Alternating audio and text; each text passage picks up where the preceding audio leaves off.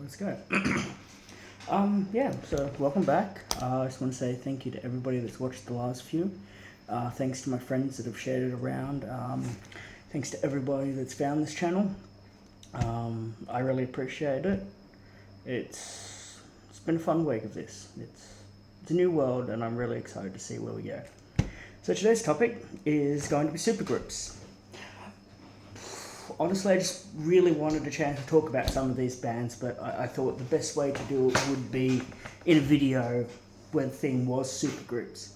Not all supergroups are super, some of them are shit. These are just some of the ones that I really like. Yeah,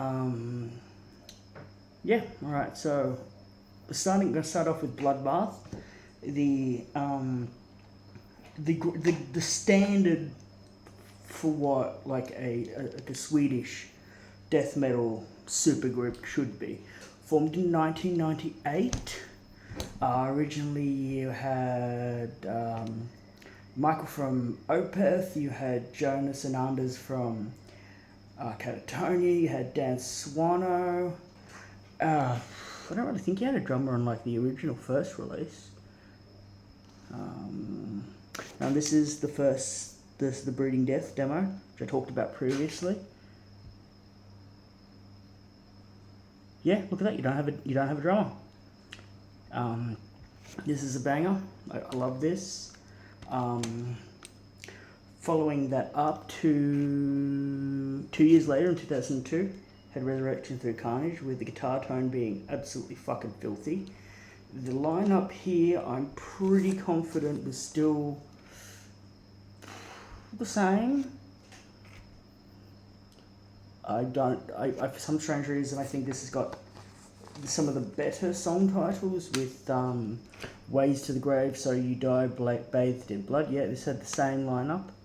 I knew there was a big difference when we went to 2004, Nightmares Made Flesh. This being Michael left, Peter Takren came in, he also produced this. This has got Eaton, which is, I guess, their big hit in the genre. But no, it's a fucking sick artwork. Got Bastard Son of God, Stillborn Survivor, Blood Vortex, some absolute fucking bangers. Then around this time, you had, from 2005, when Ackerfeld came back, don't know the time, not really sure the timeline, you had this. This is, I think, their second or third show they ever did. This is at Wacken in Germany in 2005. It's just it's you got some. I think you got a making of documentary. Oh no, you got it's a live CD and a DVD. DVD 2, CD 2 is the DVD. But it's kind of like the greatest hits up until then. But let's check the lineup because I can't remember shit. This is an absolute must own. Yeah, this had Axe. This is when Axe had joined the band and was in the band more permanently. Yeah, this is the classic lineup. We've got Ackfelt, Anders, Swano, Jonas, and Axe. Great fucking live show. Then we go on to the Fathomless Mastery, which was another lineup change, and this time, I believe, yeah, you get Sodomizer. Sodomizer now is playing in supposedly Ghost. Nobody really knows, but it is. At least that's what Metallica says. Mock the Cross is an absolute banger. Drink from the Cup of Heresy. This is the bonus version that has got the... Why can I not remember this? What is it's a fucking demo? What the fuck? It's a bloody demo. It came out before fucking Carnage. Yeah, I should have done the research, but I'm Blessing the Purity. It's a good one. Another one, Mouth of Empty Praise, Sick Salvation. Then more time had passed. Swano had left the band by this point, obviously. We would then proceed to go to a big change, with Ackerfeld not coming back at all, So we would be looking at 2014 with Grand Morbid Funeral, which I think is a fucking fantastic album cover and a really, really good album. Some good songs being Anne, Unite in Pain, and Grand Morbid Funeral. Alrighty, so what have we got along the lineup for this bad boy? We've got Jonas, Nick Holmes is pretty much the big change, but an interesting choice. Alright, now we've got one of their cooler covers. You got The Arrow of Satan is Drawn,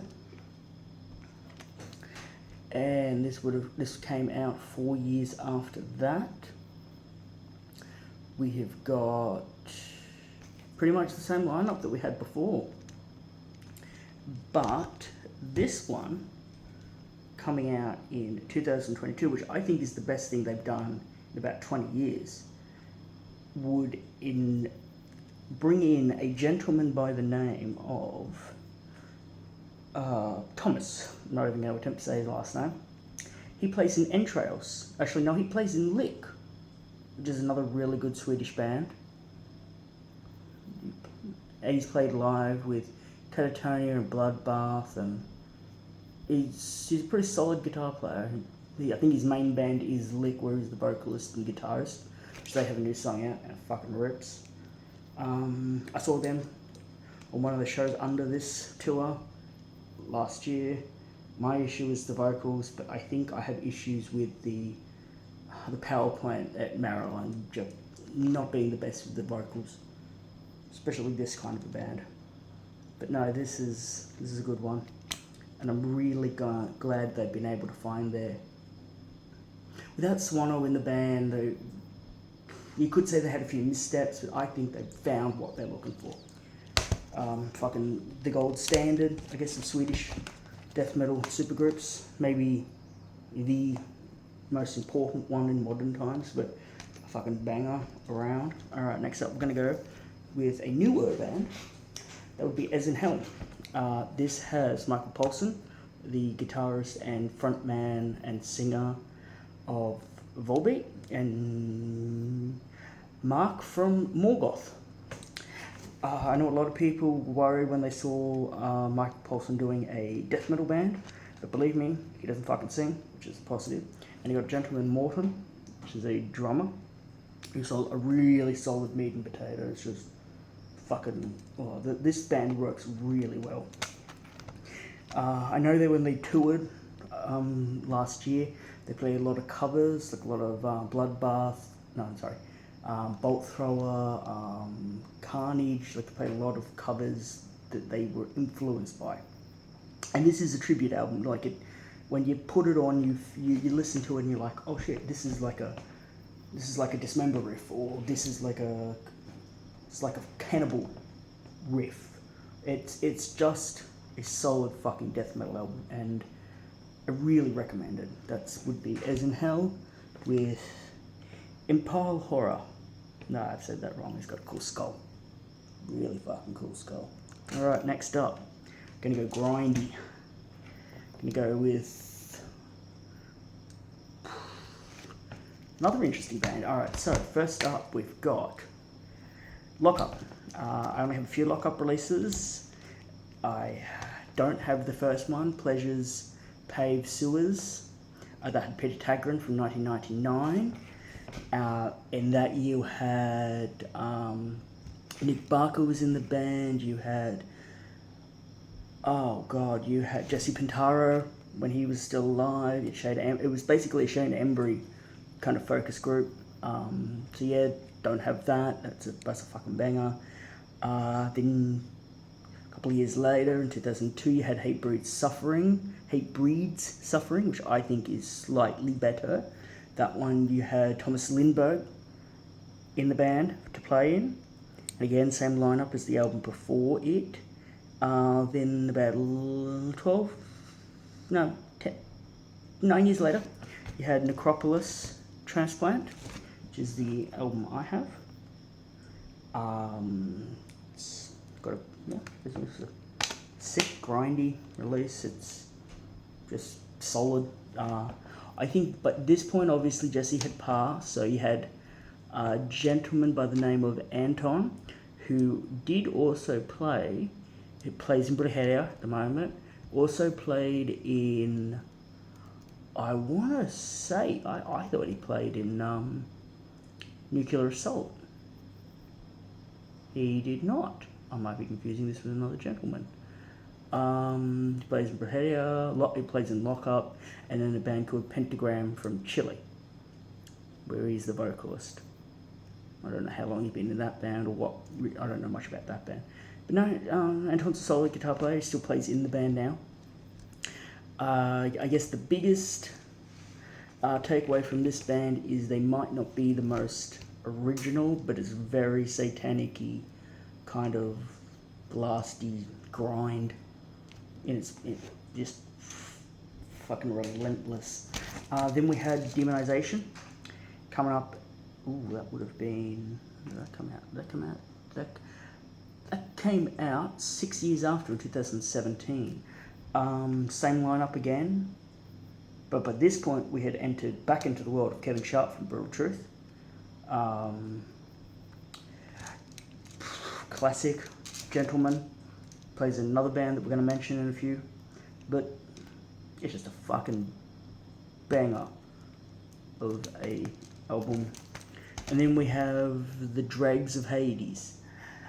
By this point, Nick Baker had obviously left the band. Adam Jarvis had stepped in, another great drummer. Lindbergh had come back to the band. Kevin Sharp was still in the band, so there was like a dueling kind of vocal approach. I haven't listened to the album in about 5 years, and I really need to go back. I remember it being okay, I just didn't love it. It's got a cool cover. But I got a funny story. So there was a tour. It had Napalm Death, it had Lockup, and it had Brujeria on a triple bill. And at the time, I didn't like Brujeria for some strange reason, which is another supergroup I could have mentioned, but I thought that'd be a little obvious. So I decided to skip it. Because that would have been a fun fucking night. Those kind of fucking old school grind bands. Super groups to a point in a way. But no, Lockup. Lockup's a really solid band. I'm curious to see where they go next. I need some of the early material. Need to see them live. Need a shirt. But I'm glad I've got what I have. Alright, let's continue this one. Another grindy, punky band I wanted to talk about, Venomous Concept. So originally, the lineup was Shane Embry, Kevin Sharp, you had Danny Lilka for a period of time, had Buzz Aldrin, Denny Herrera from Napalm Death, their current drummer who played in the band. You've had Jello Biafra was doing something with them for a while.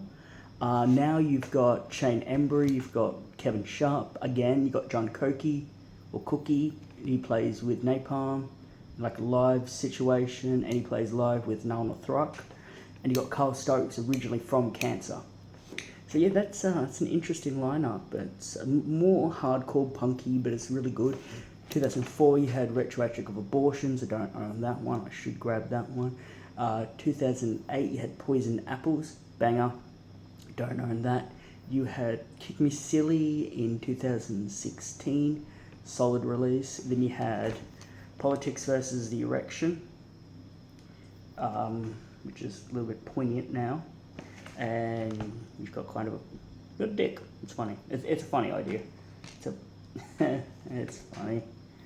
Then a couple of years later, about 2 years ago, you had The Good Ship Lollipop, which I tried and didn't grasp on the first listen, but I should go back. This is another band I'd really like to see live. They're just fun. Especially, I think Poisoned Apple is maybe their best album. But that it could change with Retroactive Abortions depending on my mood and the day. Alright, we've got two more. Saving the best for last, I guess. Alright. Now this one's a little bit... I thought they were a supergroup. A friend of mine, Maze of Torment, didn't.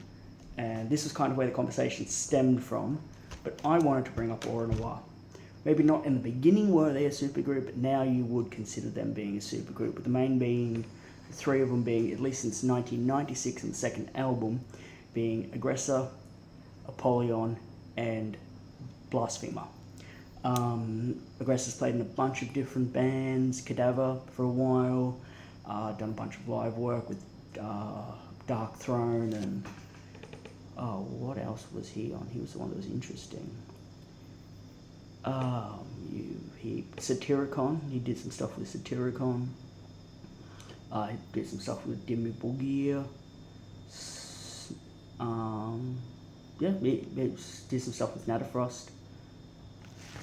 Then you got Apollyon, he played in Immortal for a while, the more like resurrected live staple of that band. Played in Cadaver, the Norwegian death metal band. Then you got Blasphemer, who played in Mayhem for about 15 odd years. When they came back in '94, he's a fucking fantastic guitar player.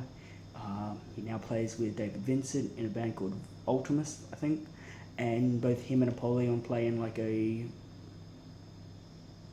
I don't know if it's a tribute or if it's just like a bunch of them getting together, but they play with... what do they call it? Bloodfire Death? It's a Bathory tribute, and it's a pretty fucking sick lineup for that one. Oh, why isn't this telling me what I want to know? What's it playing in? Oh yeah, Bloodfire Death. I've seen video of that, and that looks pretty fucking sick. Alright, so we're going to start off with what I do own, because I don't own everything. Up first, we've got the EP, which I think has the demos. Yeah, this is a 1995-2012 redo. It's pretty fucking classic. It's pretty simple. Then we've got their debut, which some would argue is their best. We've got Black Thrash Attack, which is when they became a three-piece. So there was no real album where it wasn't a three-piece. It was just like, they weren't a three-piece until the debut. But they pretty much had the same solidified lineup for nearly 30 odd years. This one, people like to complain about the production. So that was the debut. This is the second album it was 1996. This is 1998 with Deep Tracks of Hell. They like to complain about the production. I don't really remember the production being horrible, but I should go back. Then you've got, what I think, why has that done that? Alright.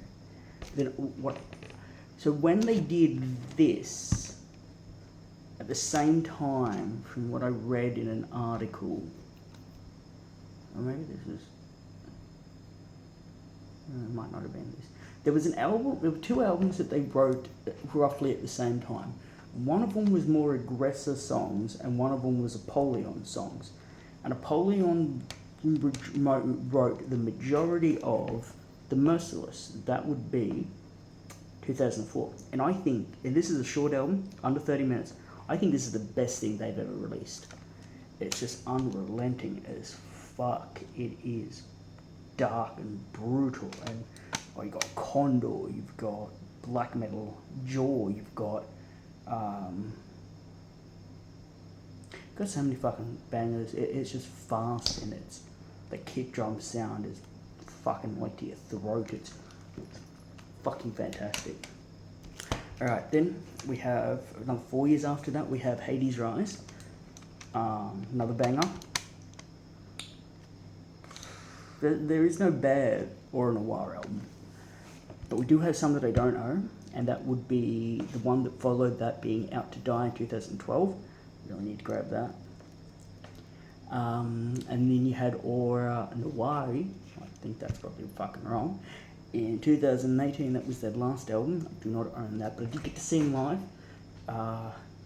It kind of disappeared for a while because they were all just jaded with how they were getting treated, because why the fuck would you be in extreme metal if you're going to make money? Which sucked, because I always wanted to see them. Then they played Maryland, I finally got to see them, and by luck I managed to meet Apollyon while he was trying to figure out what the fuck the situation with his t-shirts were, when he was like, why have you got the front prints, why can't you show the back prints? And the guy's like, well, do you want me to show the back prints? And he goes, can you? And she's like, yeah, I really don't know why they didn't. And he goes, I don't know, I'm jet lagged, I'm fucking confused. And she goes, it's okay. And I was just standing next to him, and I said, hey man, massive fan from Australia, you mind if we grab a pic? Yeah, he was a fucking lad. And about 5 minutes later, I walked into the bathroom. I was walking out of the venue, and I walked right into Blasphemer, and by the time we'd put it together, he had disappeared, which would have been really fucking cool, because he's a tall motherfucker. But his guitar tone was sick as fuck that day. Really hope Au Noir do release more material, or just kind of do something. Because I know there's playing one-off shows here and there, or I don't know if they're going to go on tour, but I'd really like to see him more again. Alright, last. And this is to me what I think could be the best, most consistent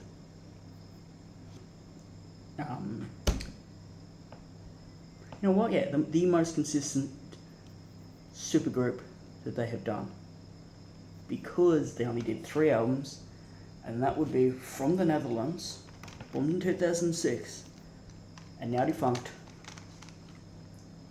Hail of Bullets. Okay, so they had a demo, which I know has just been re-released. I should grab that. But in 2008, you had Of Forest and War, which is just a fucking belter of an album. And then, so let's go through why they were such a good band. I'll save that one for the end. Then following that up, had Own Divine Winds. These are all World War II themed. And then lastly, we had the Romulan Chronicles. Okay. Now, solid fucking Dutch death metal. You know the bands, you know what the sound is, but you don't know why these were special. Tell you why. Alright, so the lineup had on guitar for the whole run of the band, you had Theo van Erksen, who played in Grand Supreme Blood Court, and Thantanos and a bunch of other bands. You had on drums, you had Ed Warby, who played in Gorefest. What? He played in Gorefest. I thought he played in Gorefest. What the fuck? No, he plays in Arion now. Yeah, he played in Gorefest for the entirety of that career. Why fucking lied to me? Stupid damn thing. Right, next up on first guitar you had Paul, who plays in Thantanos and is the current guitar player for Asphyx. Then you had on secondary guitar, you had the gentleman by the name of Stefan. He plays in Thantanos.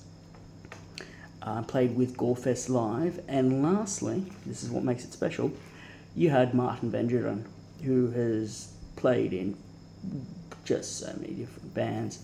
Rotten Casket, it's a new one. You've got... what else you have? Grand Supreme Blood Court. He played with Bolt Thrower for a while. He was in Pestilence. He's the main man in Asphyx. He's just a fucking legend. So yeah, Hail of Bullets. I think one of the best modern supergroups that you can have, because every album is just so fucking good, and it's just fucking crushing Swedish death metal. If you're an Asphyx fan, this is what you want in your band. So this is just fucking good. And the last one I want to talk about, which I don't own, is Grand Supreme Blood Court. This was another Dutch supergroup, because of course it was.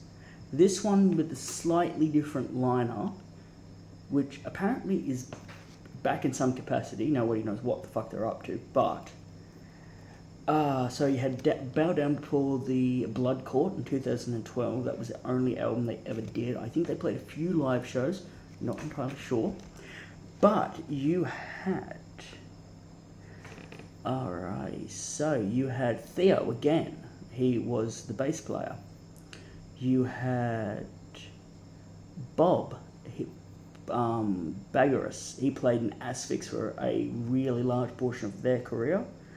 Played in Soulburn as well, which is the spin-off band they released after Asphyx broke up, one of the many times. Alright, I think you also had Eric Daniels, who played in Soulburn, still plays in Soulburn, played in Asphyx for about a good 10, 11 years. And then you had, I think, actually, you know what, you also had Paul. Paul still plays in Asphyx, and he plays in Thanatos. No, actually, that is very wrong. It's Alwyn. He plays bass in Asphyx now, plays guitar in the Berserker Legion. The guitar player, Thomas something or other, he's the, I guess, live session member, but he's been playing with Hypocrisy for about 14 years. That's his other band, it's his main band. So him, you get another legend, modern legend. And last but not least, and this is the reason why I think this is such a fucking great idea for a band, you get Martin Vendron, and any band that man touches or has been in or supports is a fucking winner to me. But no, I thought Grand Supreme Blood Court, even though they don't have as much of a catalogue, is still a band that needs to be talked about. So yeah, this one's gone on a bit longer, but I thought I'd get a chance to go through more albums and talk about why I think these supergroups are super. So yeah, I just want to say thank you to everybody. If you've got any questions, please reach out. Or if you've got a supergroup you want to talk about, by all means, comment, like, share, send it to your friends. Send hate comments to me, Devon. I don't give a fuck. Honestly, peace and hate. This has been James.